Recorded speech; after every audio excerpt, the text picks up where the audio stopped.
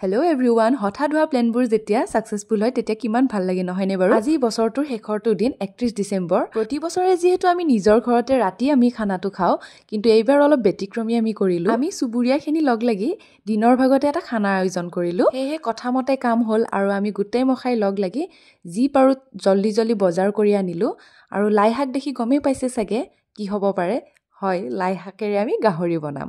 আৰু এয়া হৈছে পানীলাও মাছেৰে ৰান্ধিব লাগিব আৰু হৈছে তৰকাৰী এয়া এটা চৌকাত গাহৰি বনাই আছে আৰু আনটো চৌকাত চাওকচোন তৰকাৰী বনাই আছে গাহৰি নোখোৱাখিনিৰ বাবে ব্ৰইলাৰ মাংস আনা গৈছিলে চাওকচোন আমাৰ টিকলি দুটাৰ কি ফুৰ্তি আমাৰ খানা অলমোষ্ট ৰেডি হৈ গ'ল এতিয়া খোৱাইহে কথা আৰু বাকি আজি আমাৰ খানাৰ আইটেমখিনি কোনে ৰান্ধিলে এইজনী গাহৰি ৰান্ধিছে ই দালিখিনি বনাইছে চিকেন বনাইছে খুৰীয়ে আৰু ভন্টিয়ে পুৰা সবজি কাটি ৰেডি কৰিছিলে লাও মাছৰ খাৰ আৰু যাৰ ঘৰত আমি খাইছো এইজন হৈছে খুৰা মুঠতে সকলোৱে মিলি খাই বহুত ভাল লাগিলে আজি আৰু এয়া খানাৰ আইটেমখিনি আজি দেখাই দিছো তৰকাৰী লাও মাছৰ লগত খাৰ গাহৰি চিকেন আৰু দালি আৰু এতিয়া আমি খাওনি ষ্টাইলত খাও আৰু আপোনালোকে চাই থাকক আৰু সকলোকে নৱবৰ্ষৰ আগতীয়াকৈ শুভেচ্ছা জনালো ভালে থাকক আৰু সুস্থ হৈ থাকক